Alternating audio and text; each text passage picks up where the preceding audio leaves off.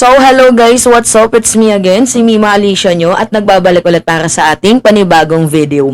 So, kanina mga minamahal ay napag-usapan natin yung patungkol nga po sa bomba na nakita nga po doon mismo sa Cathedral Church sa Kingdom of Jesus Christ ni Kibuloy, kung saan nga po doon din nila natagpuan yung live wire na hindi natin alam kung para saan yung purpose at yung bolo and then yung bomba. So, mga minamahal, I was thinking na baka totoo or totoo talaga yung sinasabi ni Alias Rene noon. Natatandaan nyo ba yung Senate hearing, pangalawang Senate hearing ata yun ni Senator Risa Ontiveros dito nga kay Pastor Apollo Kibuloy, kung saan yung landscaper, 'di ba natatanda, mamaya may ipi-play akong video mga minamahal.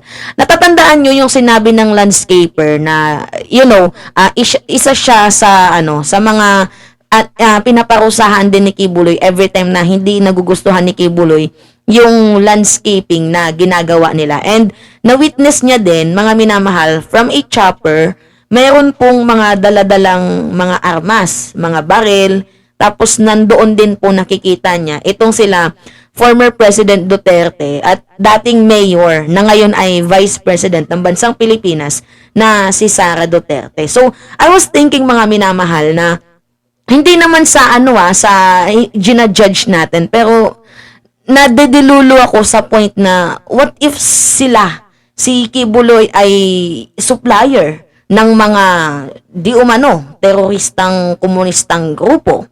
'Di ba? Kasi kung mismo si former President Duterte nga after nilang mag-meet up doon, paglabas dala-dala na ni former President Duterte yung barel according dito kay Alias Rene. 'Di ba? So iniisip ko baka posible, wag naman sana, 'di ba? Na itong si Kibuloy is supplier ng mga machinery dito sa mga di umano'y armadong komunistang teroristang grupo, or else yung mga nakitang bomba na nandoon sa kwarto ni Kibuloy, it is part of the destabilization plan nila sa ating presidente na maaaring tinatago nila, nag-iipon sila, tapos dadalhin nila doon sa Manila. We do not know, mga minamahal. Pero I hope the Philippine National Police will further investigate sa mga natuklasan nilang machineries doon nga po sa Kingdom of Jesus Christ, sa mismong Cathedral Church ni Kibuloy, na kung saan merong natagpuang lagusan, which is yung lagusan na yun, mga minamahal, nung tinukoy po ng Philippine National Police. It was yung may something smell na hindi maganda. So, dapat hukayin pa yan, baka malay nyo, hindi natin sa hinihingi, wag naman sana, baka may mga nililibing din na mga tao dyan. We do not know. Kasi, according to the PNP, masangsang daw po ang amoy, and may natuklasan silang mga gamit, such as bomb, live wire, and mga bolo, matutulis na bagay. Wala pa namang nakikitang mga barrel, pero, if we will connect the dots, mga minamahal, baka nasa ibang portion lang, tinatago din yung mga baril. Kasi according to Alias Rene, nakikita niya itong si Kibuloy, mismo nakikita niya kasi landscaper nga siya, mga minamahal, na from a chopper, meron silang dinadown na mga machineries, mga baril, tapos kamit up niya daw itong sila former President Duterte. So, ang tanong ko, saan niya ginagamit yun? 'Di ba? Saan niya ginagamit yun, yung mga iba't ibang klaseng mga baril? Well, if it was kung tawag dito collection, parang napakababoy naman. You are a pastor tapos magko-collect ka ng ng sandamakmak na baril, 'di ba? Anyway, panoodin natin tong testimony ni Alias Rene at namnamin natin yung kanya mga binitawang salita, mga minamahal. Wait lang. Laman po ay mga iba't ibang uri ng baril. Pag dumadating po si Kibuloy sakay ng chopper, may dala po siyang mga malalaking bag na laman po ay mga iba't ibang uri ng baril. At nilalatag po ito sa tent. Grabe. Nakatabi po ng mansion niya. Minsan po pumupunta din po doon si former President Rodrigo Duterte. Nako.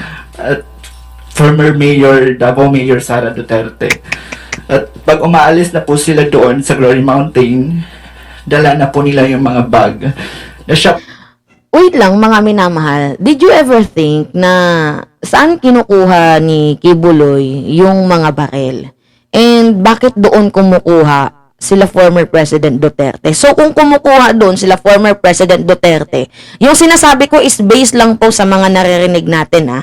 Kung kumukuha doon ng baril, si former President Duterte, hindi rin malabo, mga minamahal, na merong ibang mga tao din na kumukuha ng baril kay Kibuloy. Kaya nga doon napasok sa isip ko na what if, wag naman sana, hindi natin sa ginajudge, itong si Kibuloy is supplier ng mga gamit sa mga teroristang grupo. So, mga minamahal, ganito kasi yan eh. 'Di ba si Kibuloy, to be known, kilalang televangelist, may pera, powerful. So, hindi din natin hindi imposible, mga minamahal, na kailangan niyang umabot sa punto na syempre may backup, 'di ba? Parang ganoon. Or baka nagbabayad din siya sa mga armadong komunistang grupo, 'di ba, para hindi galawin yung KOJC. We do not know, mga minamahal. So, parang nandito na ako sa sa kaisipan ko na may hiwaga dito kay Kibuloy na dapat malaman natin. So, the only way is yung magsalita siya ng totoo, pero much better na mahuli para nang sa gayon, even na hindi na siya magsalita, at least safe, 'di ba? Safe yung mga nasasakupan ng KOJC. At the same time, tawag dito, magkakaroon tayo ng kapayapaan. Kasi lalo pat, alam natin na itong si Kibuloy ay sumuko na din ng sandamakmak na baril. Pero I don't think so na lahat ay isinuko niya na. 'Di ba? Pero hindi natin alam if this was collection. Kasi, mga minamahal, yung mga sinuko niya na 24, 18 guns, I think hindi pa yun enough eh. Hindi pa yun enough, mga minamahal. And I'm pretty sure, kung meron nang nakitang bombs, I think meron pang mas madidig up dito, mga minamahal. Di ba? Okay, continue tayo. pong bag na nilalagyan po ng mga baril. Noong 2020 po, nagpaalam po ako na umuwi sa amin na hindi ko na po kaya yung pananakit ni Kibuloy. Inassign naman po ako, pero hindi po ako pinayagan. Inassign naman po ako sa personal assistant ni June Andrade, na isang sa mga mataas na opisyal ng kingdom. Dito po ako nakaranas ng mga sexual abuse. My God. Pinipilit niya ako na pinipilit niya po ako at siya. Ang baboy. May basbas naman daw ito kay Kibuloy. Ang baboy. Sinumong ko ito sa executive secretary ng kingdom at CEO ng McDonald's KJC na si Eleanor Cardona. Ang baboy. Ang Pero baboy. di ako hindi po naniwala bagkos pinagalitan ako at sinampal dahil grabe na daw po yung yawa sa loob ko. My God. Pinag-fasting ako ng 7 araw na walang kain. Oh, no. Gusto ko na pong tawagan yung family ko para humingi ng tulong. Pero wala na po akong cellphone. So, ito ba yung pinagtatanggol ng kulto ni Kibuloy? My God, mga minamahal. Did you ever think na 7 araw na hindi ka... One of the victim lang to, mga minamahal. And if you will experience 7 days without eating, pinag-fasting ka, tubig lang, buti nga nakasurvive, buti nga buhay pa eh. 'Di ba? Matibay ang sikmura ng taong to. Pero, mga minamahal, have you ever wondered na kung hindi yan mapanagot, paano yung hustisya? Paano yung justice? 'Di ba, mga minamahal? Paano yung mga injustices na ginawa ni Kibuloy? Lalo pat sinubaybayan ko yung hearing, may mga nakatakas na ang iba namatay na, 'di ba? Doon sa may building na pinapagawa. Oh my God, mga minamahal. Nakakalungkot kasi despite na madaming mga nagsalita na and very reliable naman yung kanilang mga sinasabi, kahit sabihin na lang natin na testimony pa lang to, under oath pa naman sila, makikita mo, mga minamahal, na pare-parehas yung kanilang mga statement. Even 2 years ago, mga minamahal, kasi merong OFW na nag-speak up din against dito kay Kibuloy and ini-issue niya na siya po ay nabudol ng Kingdom of Jesus Christ. Ginamit sila kasi pinapamalimos sila, mga minamahal. Mali na po yung ginagawa ni Kibuloy. So, gaano pa ba kadami ang KOJC member, ex-member, ang magsasalita bago mamulat yung kulto ni Kibuloy? Oo, naging mabuti sa inyo. Pero paano naman sa mga hindi ginawa niya ng kabutihan? 'Di ba? Mga minamahal, not because, friend kayo, so suportahan mo na. Maybe maganda yung pinakita niya sa iyo. Paano naman sa iba? 'Di ba? So, you will consider naman diyan mga minamahal. 'Di ba nakakalungkot? So, kung sa inyo kaya mangyari yun, yung iba mga babae, kinikis-kisan ni Kibuloy ng kanyang juten. Oh my God, mga minamahal. Anyway, continue pa tayo. Kalagitnaan po ng 2020, ako po ay na-assign sa SME9 News sa Makati bilang po researcher. 8 a.m. to 4 p.m. po yung duty ko sa newsroom. At 6 p.m. to 11 p.m. naman po ako namamalimos. Grabe. Si Tina San Pedro po, na boss namin sa SMNI. Ay siya din nagsasabi sa amin na kailangan namin ma-hit yung aming mga goals. Kota. Minsan din hindi ko po ito naaabot dahil na rin sa pagod sa duty sa newsroom. Grabe. Kaya sinasampal po ako at kinahampas ng libro ni Tina San Pedro. 2021 po ako umalis ng tuloy ng Kingdom. Buong loob ko at kahit natatakot ako. Sabi ko hindi na ako magpapapigil pa. Nung unang araw yun nila ako payagan. Pero kalaunay pumayag sila matapos ko sabihin na kakasuhan ko si Tina San Pedro. Pero bago po ako umalis ng SMNI, kinausap po ako ng SMNI CEO Marlon Rosete na wag daw ako magsasalita tungkol sa Kingdom, anong mga nalalaman ko, especially sa mga nakita ko sa Glory Mountain. Kung hindi, ipapakulong daw ako at Grabe. mawawala ako dito sa mundo. Oh my God. Nanahimik po ako ng ilang taon. Bit-bit po ang trauma. Oh? Aking mga pinagdaanan. See? Lalo na po ako ay member ng LGBTQ community. Maraming salamat. Okay. So, narinig naman natin mga minamahal yung naging statement, no? Umuulan dito sa amin, my goodness. Umuulan, mga minamahal. Narinig niyo yun.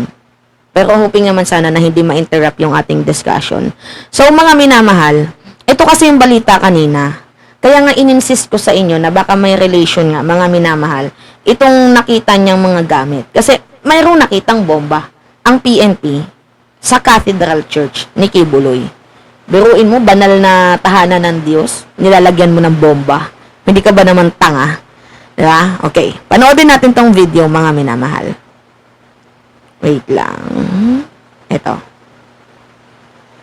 Inihayag ni Department of the Interior and Local Government Secretary Benhur Abalos na natagpuan ng pambansang pulisya sa loob ng Kingdom of Jesus Christ o KOJC compound ang mga pampasabog at sikretong daanan sa kasagsagan ang paghahanap ng mga PNP kay religious group leader Apollo Kibuloy. Ipinakita ni Secretary Abalos ang picture ng Molotov bomb at mga bolo na natagpuan sa compound. Mayroon din ang mga barbed wire at mga live electrical wire na inilagay sa lugar. Grabe, oh. Nakikipag-ugnayan na umano ang DILG Baboy sa City yan. Government Engineering Office upang malaman kung nakadeklara sa KOJC's construction plan ang mga sekretong kwarto at daanan. Yan, oh. Ito po yung actual inspection sa inside ng KOJC. See? Ito yung mga ilang kwartong pinasok po nila. Ayan po si General Nick Torre ang namumuna po rito. Okay? Next. Ito po. Ito yung cathedral. Pagbukas mo sa rito, this is now the secret door. See? At dito ka ngayon papasok sa kwartong ito. Diba? Yan yata ang kwarto ni Pastor Kibuloy. No? Bumubukas po ito. Bumubukas ito. Have you ever wondered din, mga minamahal, na bakit wala tayong nakikitang blueprint ng Kingdom of Jesus Christ? Who is the architect ng KOJC? Kung yung mga kwarto na mga secret na yan is naka-indicate ba doon sa blueprint ng Kingdom of Jesus Christ? We need a blueprint, mga minamahal, para malaman natin kung, diba, kung may lagusan, saan yung lagusan. Kasi walang nagsasalita. Or else, baka yung engineer ay pinatigok na din. Huwag naman sana. Diba? Okay, continue tayo. Kinukuha namin ang plano mismo ito. sa office ng engineering ng city ng Davao. Ito yung nakadeklara. Kasi kung nakadeklara ito, ano ito? Bakit sa valuation? Bakit hindi nakadeklara? Lahat different things na ginawa at inutot sa ilo. So yung akin lang dito mga minamahal is yung mga natagpuang mga machinery. So yung punto natin dito is registered ba? Pwede bang ma-registered yung mga bomba, mga minamahal? Hindi kasi, I was afraid that the time would come na baka this bomb, itong mga nakatago nilang machinery is pwede nilang gamitin against the president, against the government. 'Di ba? Parang rebellion. Nagigets nyo ako? Mga minamahal, mas maganda na lang mas maging handa kaysa yung doon pa lang tayo magkakaroon ng aksyon ng kuro-kuro if doon na nga may sabugan na nangyari. 'Di ba? So, I hope that the PNP will further investigate regarding sa mga nakita nilang materials, lalo pat napaka-harmful po ng mga bagay na ito. And dapat mas i-dig up pa nila ito, mga minamahal. Kasi based sa aking mga nakikita, may something fishy dyan. Hoping sana na mga walang patay na nakalibing dyan sa ilalim ng mga bomba na yan, sa kwarto na yan, kasi masangsang yung amoy. Hoping sana na walang ganun. And sana i-dig up. Baka mayroong mga baril pa na nakatago dyan at mas madami pa. Yung mga lalagyanan ng baril, mga minamahal. Grabe na talaga itong si Kibuloy. You are appointed son of God and yet ganito yung kababuyan mo. My goodness. Wala ka talagang puso. Nakakahiya ka ang baboy-baboy mo. Anyway, yun lamang po mga minamahal. It's me again, si Mima Alicia nyo at nagbabalik ulit para sa ating panibagong video. Ingat mga kababayan.